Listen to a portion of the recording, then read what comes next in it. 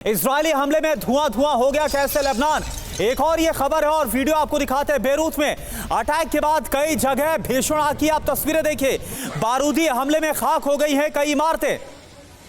और अहम खबर है, इजरायली हमले के बाद लेबनान का दावा सामने आया। आईडीएफ के हमले में 50 बच्चे, 94 महिलाएं समेत 558 लोगों की मौत हुई है। तो ये बड़ा आंकड़ा लेबनान की तरफ से सामने रखा गया है। बताया गया है कि आईडीएफ के हमले में 50 बच्चे और 94 महिलाएं भी मारे गए। आईडीएफ के हमले में इंफ्रास्ट्रक्चर को भी भारी नुकसान की बात कही गई।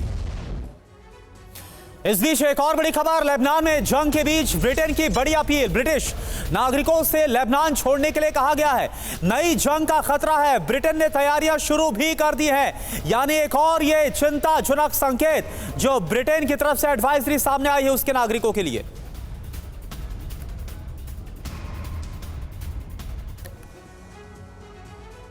तो देखिए ब्रिटेन की तैयारी क्या है, क्या चाहता है ब्रिटेन, जानने की कोशिश करते हैं। पूरे मिडिल ईस्ट में भीषण जंग के हालात बनते नजर आ रहे हैं। किसी भी वक्त ईरान के युद्ध में शामिल होने की आशंका है, ये आसार जताए गए। जंगी हालात पर ब्रिटेन ने अपनी तैयारी शुरू की है। अभी 700 जवानों को साइप्रस भेज रहा है ब्रिटेन। इजराइल लेबनान जंग से आपात स्थिति की जा रही है तैयारी। तो हालात दिन ब दिन बिगड़ते नजर आ रहे हैं करुणा, इसमें कहीं कोई शक नहीं। बिल्कुल। और देखिए श्याम सर, मैं आपसे समझना चाहूंगा कि जो ब्रिटेन की तरफ से तैयारी है और जो ब्रिटेन की तरफ से अपने नागरिकों के लिए एडवाइजरी है, क्या बतला रहा है?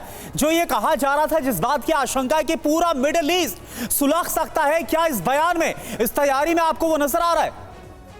इन सब तैयारियों के बीच और ये घमासान युद्ध के बीच कुछ अच्छी बातें भी हैं। आज का मिडिल ईस्ट प्रोग्रेसिव है। आज का मिडिल ईस्ट लड़ना नहीं चाहता। मैंने पहले कहा कि इजराइल भी अपने रास्ते चल रहा था। उसके अपने नेबर्स जॉर्डन और इजिप्ट तो कुछ नहीं कहते, चुप रहते हैं। सऊदी अरबिया चुप है, जो एक बड़ा एग्जिस्टेंस रखता है उस कंट्री की, इस एरिया में। और हम लड़ रहे हैं। सबको मालूम हो गया है कि आज के युद्ध में ये लोकल कॉन्फ्लिक्ट है, आपस की बॉर्डर की लड़ाई है। एक कॉन्सेप्चुअल अरब वर्ल्ड था, कभी सपोर्ट करता था। अब ये मानवता के हिसाब से तो मैं भी मानता हूं, सभी मानते हैं कि नहीं देखिए श्याम सर, कुछ ऐसा आभास या कुछ इनपुट्स मिले होंगे ना ब्रिटेन को, जिसके बाद में अब ब्रिटेन और ज्यादा एक्टिव हो गया इस वॉर को लेकर। बिल्कुल, मैं उस पर आ रहा था। तो ब्रिटेन जैसे कि जॉर्डन है या कतार है, सऊदी अरबिया है, जर्मनी है, सब ने फ्लाइट बैन कर दी। कल बेरूत के अगेंस्ट में अपने नागरिकों को भेजने में बंद कर दिया। अमेरिका ने भी कुछ फोर्सेज अपने डिप्लॉय करने के लिए भेज दिए, ब्रिटेन ने भेज दिए। पूरा का पूरा इमरजेंसी 30 सितंबर तक लगा दिया गया है लेबनान में। और इजराइल में भी 48 घंटे की इमरजेंसी लगा दी गई है। सब बंकर में चले गए हैं, खुद प्रधानमंत्री परिवार के साथ बंकर में है। तो ऑब्वियसली ये वर्ल्ड को मैसेज जा रहा है। लेकिन इसके साथ ये क्लियर है कि नेतन्याहू ने कहा है कि मैं सेलेक्टिव टारगेटिंग कर रहा हूं, एयर स्ट्राइक्स करके मैं उनको इनहेलेट कर रहा हूं और मैं कोलेटरल डैमेजेस को कम कर रहा हूं। साइकोलॉजिकल वॉरफेयर हो, ठीक है कैप्टन श्याम, लेकिन इस बीच देखिए यूएन पर भी सवाल उठ रहे हैं। यूएन पर अब सवाल खड़े किसने किए हैं? इजराइल ने। बड़ी खबर है, जंग के बीच यूएन पर भड़का इजराइल। इजराइल के लिए यूएन ने कुछ नहीं किया, यह कहा गया है इजराइल की तरफ से।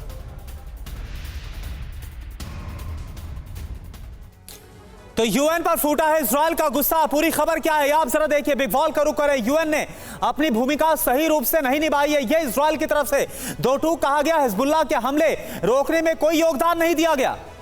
जी हां, तो रॉकेट हमलों से लोगों में असुरक्षा का माहौल है, यह बताया गया है। इजराइल की तरफ से शहरों पर रॉकेट दागे जा रहे हैं। यूएन कुछ नहीं कर रहा है। हमारे 70,000 नागरिकों को घर छोड़ना पड़ा है, यह कहा है इजराइल ने। यूएन अपनी मूल जिम्मेदारियां भी नहीं निभा पा रहा है। करार 1701 के मुताबिक हिजबुल्लाह हथियार नहीं रख सकता, लेकिन हिजबुल्लाह तो लगातार इजराइल पर हमले कर रहा है। इजराइल की तरफ से भी बड़े हमले किए जा रहे हैं। यूएन कहां है, यूएन क्या कर रहा है, ये सवाल लगातार उठ रहे हैं युद्ध के दौरान।